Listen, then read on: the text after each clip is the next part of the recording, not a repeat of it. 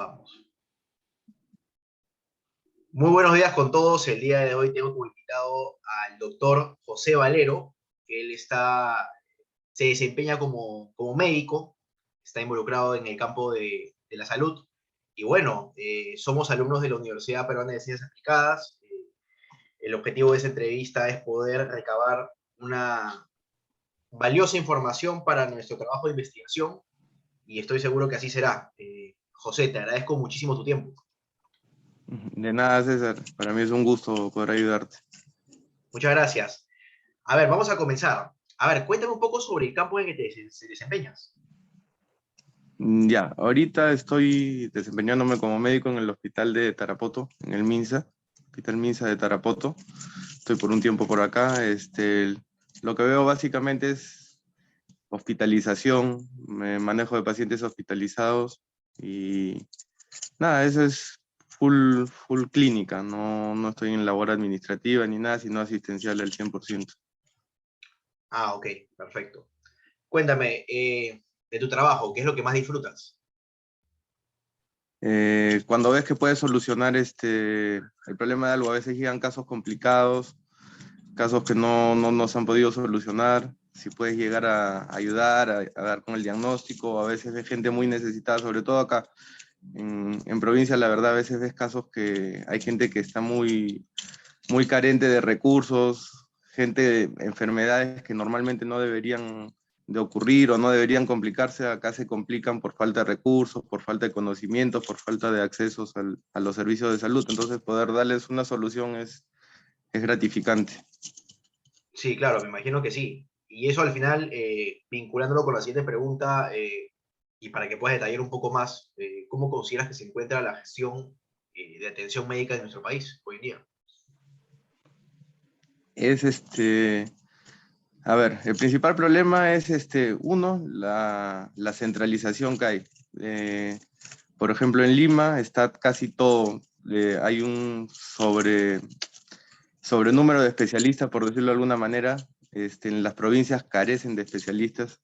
Acá, siendo una ciudad, se podría decir grande, dentro de todo faltan muchas especialidades, no hay suficientes pediatras, no hay neonatólogos, ginecólogos hay pocos, y ni qué decir de las otras especialidades que son más escasas, oncólogos, neurocirujanos. Entonces, en el hospital te ves en una problemática cuando tienes una patología difícil o necesitas el apoyo de un especialista, no lo consigues. Entonces eso va en contra de la atención del paciente. Y ni qué decirte en pueblos o provincias un poco más alejadas, en muchos casos ni siquiera cuentan con médico. Entonces ese básicamente es el problema. Y recursos hay, pero para mí están centralizados demasiado en Lima. No hay una buena política para que los especialistas vayan al interior. Ah, qué interesante información. Todo está centralizado aquí. ¿Ok? Sí. Pregunta, ¿qué medios utilizas para contactarte con tus pacientes comúnmente? Normalmente es la entrevista personal. Es, es en alguno que otro caso, bueno, ahora ya se ha hecho más frecuente a raíz de la pandemia, lo que es vía WhatsApp o consultas telefónicas, pero básicamente esos dos. El 80% es entrevista personal y un 20% ya vía WhatsApp o llamadas telefónicas. Correo o otras cosas es más difícil. Claro, utilizas medios convencionales y bueno, en este caso el digital sería el WhatsApp. ¿Ok? Sí. Perfecto. Cuéntame, a ver, cuando tratas a un paciente, ¿cuáles son los comportamientos más comunes que sueles observar en él o los comentarios que puedan realizar con mayor frecuencia? A ver, dependiendo de la enfermedad, el paciente a veces se muestra temeroso. Es básicamente, el paciente llega a la consulta con un poco de temor, al no saber qué es lo que tiene él o algún familiar, ¿no? Y eso, mediante la consulta, lo primero que tienes que hacer es darte cuenta cómo está el paciente, cómo está su estado de ánimo, y tratar parte de la consulta me parece es tranquilizarlo, explicarle de manera adecuada, explicarle todo lo que tiene o lo que puede pasar, pero sin alarmarlo. O sea, yo creo que hasta una mala noticia, si la das de la manera adecuada, puedes llegar a calmar al paciente o que lo entienda de manera adecuada y sobre todo tener un poco de paciencia. A veces el paciente no te entiende las indicaciones o te dice que lo que ha visto en internet es otra cosa y que por qué se está manejando así. Entonces, nada, paciencia, explicarle bien y asegurarte de que al terminar la consulta, sobre todo no le haya quedado ninguna duda de su diagnóstico, tratamiento o de la problemática que tiene. Claro, interesante. Eso es un común denominador que he podido escuchar en varias entrevistas respecto a humanizar más el tema con el paciente y no verlo solamente como un conglomerado de síntomas o enfermedades, ¿no? Sí, Interesante, claro. claro, interesante punto el que has tocado. Cuéntame, ¿qué opinas sobre la decisión de algunas o varias personas por adquirir medicamentos sin consulta previa de un doctor? O sea, la automedicación. No, los médicos estamos totalmente en contra de la automedicación. Ujú. Nos ha generado muchos problemas porque a veces es común que vayan a la farmacia o consulten al vecino y le recomienden la medicina para el hijo porque su hijo también tuvo una enfermedad parecida y al final no es la medicina adecuada. Ujú. Entonces, como médicos siempre decimos que estamos en contra, pero también hay que ser cierto que hay una problemática a veces que no la tomamos en cuenta, que es el difícil acceso que tiene el paciente para un médico. Incluso algunos pacientes se quejan de que pasa varias veces que van a emergencia, por ejemplo, con su hijo y no lo aceptan porque le dicen que no tiene fiebre, pasa, y que no es una emergencia, que tiene que regresar al día siguiente o que no se le puede atender en ese momento. Entonces, ¿qué hace esa persona? Simplemente tiene que consultar a alguien que tenga siquiera un poco más de conocimiento. Entonces, sí es una mala costumbre, pero también hay un pequeño factor de fondo que es la dificultad para el acceso. Ujú. Y también otro tema es que en las farmacias, pues, sin que tú preguntes, a veces te quieren cambiar la receta o de frente te empiezan a preguntar los síntomas. No sé si te ha pasado, vas a la farmacia, quieres comprar algo, pero ¿qué tiene? No, mejor tome esto. Entonces, también hay un tema ahí en las farmacias por expender medicamentos, se empiezan a recetar. Y Claro, eso y sí está mal, porque también son profesionales. me imagino para generar una venta más grande, ¿no? Sí, Seguramente quieren vender sí, medicamentos más caros, ¿no? O no te ofrecen pero el genérico, incluso, ¿ves? te cambian de nombre. Pero en concreto la automedicación es bastante riesgosa, porque puede llevarte a problemas serios. Incluso lo consideras que en casos leves, como por ejemplo una ligera gripe, también igual siempre deberíamos acudir a un doctor.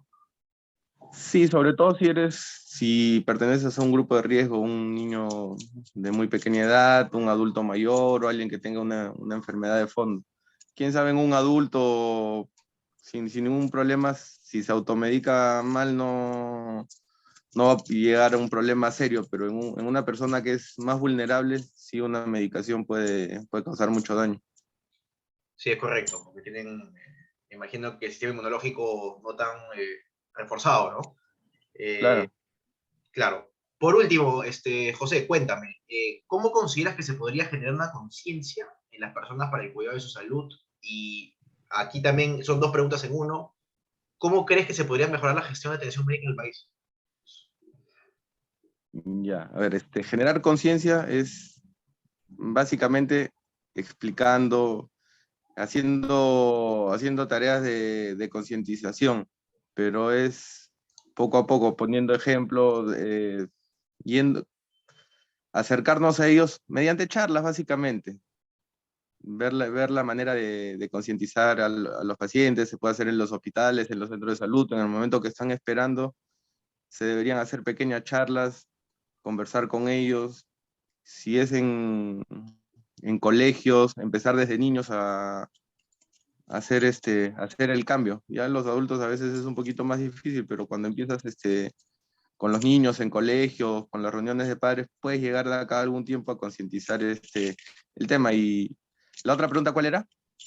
¿Qué mejoras crees que se podrían hacer en la gestión en el país respecto a la salud? Ya, hay muchas, en verdad es algo bien largo, pero básicamente corregir las políticas que están o implementar políticas de atención. Lo que se descuida acá mucho, diría que es la piedra fundamental, es la atención primaria. O sea, acá la medicina y las políticas están están priorizando mucho lo que es la atención hospitalaria.